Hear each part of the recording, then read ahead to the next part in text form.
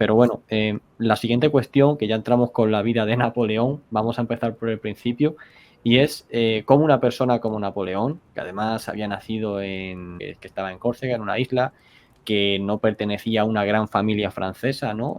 Cómo una persona con estas características, que era simplemente un puro militar, puede llegar a hacerse emperador de Francia, ¿no? En una época en la que acababan de quitar al rey y que pues se imperaba la democracia, ¿no? Esa democracia que estaba surgiendo en Francia y de repente pasan de una monarquía absoluta a un emperador absoluto también. ¿Cómo fue esto posible? Sí, aquí esto es la verdad que es, bueno, es un desarrollo de los acontecimientos, un plot twist, ¿no? Que sería a día de hoy casi difícil de creer, ¿no? Que con todo lo que había ocurrido los años antes, Napoleón consiga ponerse la corona de emperador. Pero exactamente, como decías, todo tiene un principio. Napoleón nace en Córcega. Si no me equivoco, el año anterior a que Napoleón naciera, la isla la había anexionado Francia. Es decir, que por los pelos nace realmente un territorio francés, pero él era italoparlante, es decir, él hablaba italiano de niño. Eh, Hay que también destacar que no nace en una familia completamente pobre, es decir, esto sí que sé que en la película queda muy bien, lo de vino de nada y lo consiguió todo o algo así, bueno, en inglés es un poco diferente, pero bueno, era de la baja nobleza, podríamos decir a día de hoy, o más que la baja nobleza, o sea, un poco la burguesía incipiente, que obviamente pues tenía conexiones con los poderes locales, ¿no? Un poco, obviamente una familia que aspiraba a crecer y con todo lo que ocurre, ¿no? Con la Revolución Francesa y con esta oportunidad, ¿no? Que a partir de ahora van a tener muchos ciudadanos franceses de, independientemente su estrato social, poder eh, ascender, ¿no? Dentro de la estructura de la Francia revolucionaria.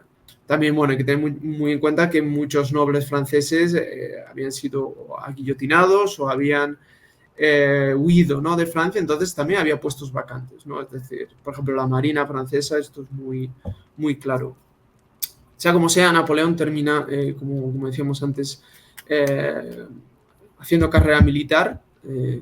Él se convierte artillero y su primera oportunidad es en Toulon, en el asedio de Toulon.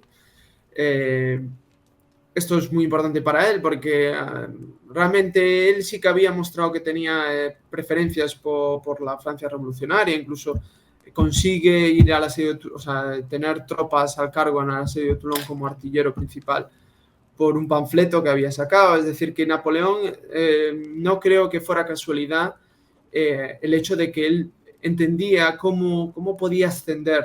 Es decir, encontró una ventana de oportunidad en cómo en ese caos él podía conseguir un espacio, ¿no?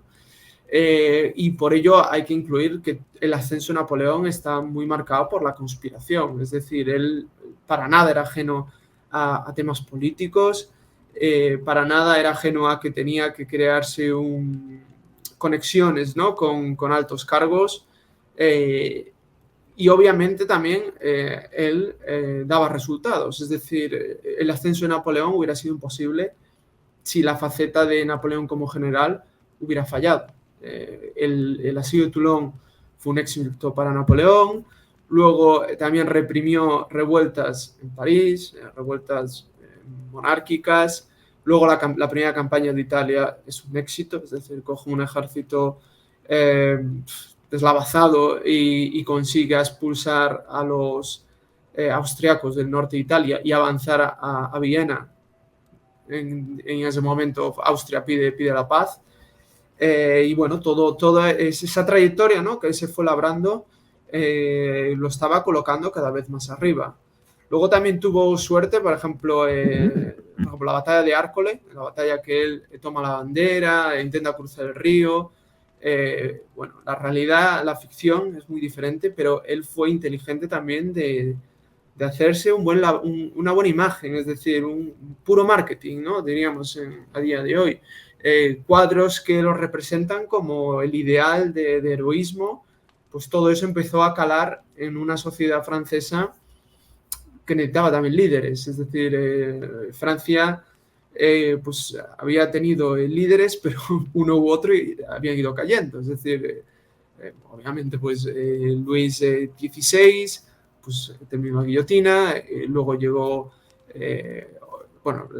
diferentes, ¿no?, gobiernos revolucionarios, los girondinos, Robespierre, también terminó la guillotina. Como tú antes indicabas, por un lado el directorio tuvo muchas dificultades, Francia estaba asediada, realmente estaba rodeada de enemigos que querían destruir el legado de la revolución. Y todo esto hacía que, claro, una figura fuerte como Napoleón, los ciudadanos franceses la vieran como necesaria, ¿no?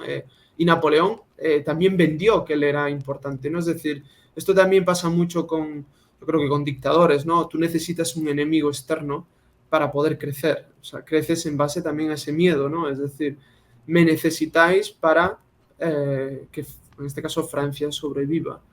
Y a todo esto ya nos ponemos en esa época del directorio. Napoleón decide esta campaña un poco estrambótica de Egipto, lo que él intentaba de alguna manera, o el objetivo, vamos a decir, utilitarista, era cortar las vías de comercio de los británicos entre la India y el Mediterráneo. Es decir, que era una cuestión, como digo, utilitarista, es decir, poner la importancia de que los británicos viven para y por el comercio, y es donde les reside el poder, e intentar cortar eso.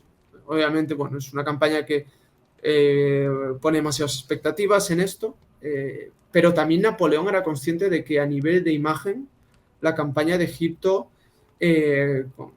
siendo tan exótico ese país y habiendo visto generales como Alejandro Magno, Julio César, que ambos estuvieron en Egipto, él quería también de alguna manera, y él en las memorias constantemente, esto se puede leer, como él recuerda siempre la historia. Es decir, Napoleón era muy conocedor de la historia, al menos la historia que se conoció en ese momento, y siempre nombra a Alejandro Magno, a Julio César, también tenía en mente a Federico el Grande, a otros militares, ¿no?, que él intentaba parecerse. Y pues esto de Egipto, como digo, también va muy en esta línea, ¿no?, de labrarse una imagen, ¿no?, de cara al público. Y por último, ya cuando ya vuelve de Egipto, es cuando da ese golpe de Estado, que se coloca como primer cónsul.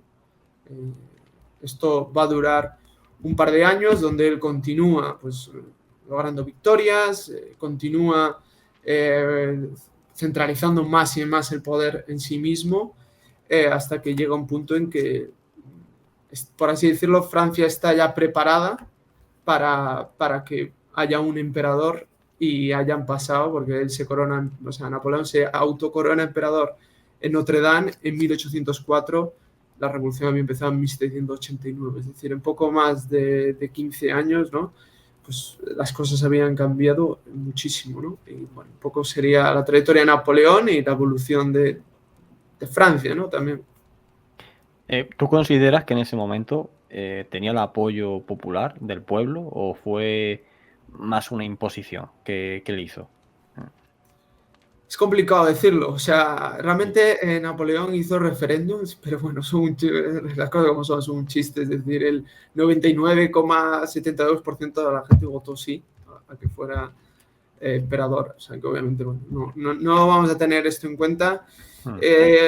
Realmente Francia estaba muy, muy dividida, es decir, todas las revueltas de la Vendée y las revueltas monárquicas que hubo, no pueden pasarse por alto. Es decir, en Francia sí que había, hubo una revolución en 1789 multitudinaria y que luego llegó a muchas partes de Francia, pero sobre todo eran impulsadas por las ciudades, ¿no?, por ese espíritu burgués, ¿no?, de estas revoluciones realmente liberales. En las zonas más rurales el apoyo era menor, pero bueno, la gente pues quizá también estaba menos informada, tenía menos formas de asociación. Luego las revueltas de la Vendée y de otras zonas se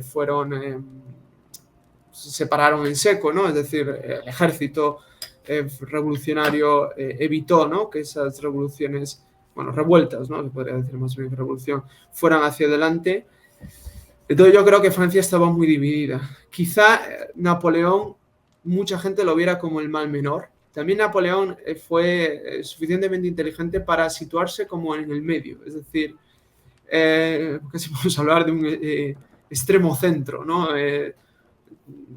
No era la monarquía absoluta de los reyes que tenían sangre azul, no eran los jacobinos revolucionarios que, bueno, que iban a hacer pues, un baño de sangre, etcétera, etcétera, sino que se mantuvo un poco en esa posición ambigua, donde él consiguió encontrar ese equilibrio y quizá pues conseguir cierto consenso, aunque realmente, honestamente, Napoleón también gobernaba con el miedo, ¿no?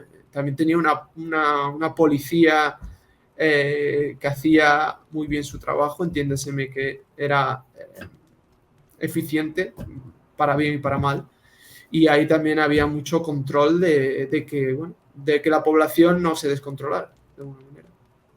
Sí, pues precisamente con todas estas batallas, ¿no? Que Napoleón va a librar antes de ser emperador, que principalmente pues se centran en Italia y también en Egipto, en la que, bueno, no quería entrar tampoco porque es que vamos a tratar muchos temas, pero al fin y al cabo Napoleón viene de Egipto, es curioso, ¿no? Porque viene, entre comillas, derrotado, o sea, según mi opinión, ¿vale? No se puede Sí, sí, considerar sí. tampoco un gran éxito la campaña de Egipto y es cuando viene él y precisamente porque ya se estaba quedando como apartado, ¿no? Estaba ya como un poco en Egipto aislado y desconectado de lo que estaba pasando en París y ya vuelve él a decir, oye, ¿qué pasa aquí? Que estoy perdiendo un poco el protagonismo y es cuando empieza su ascenso.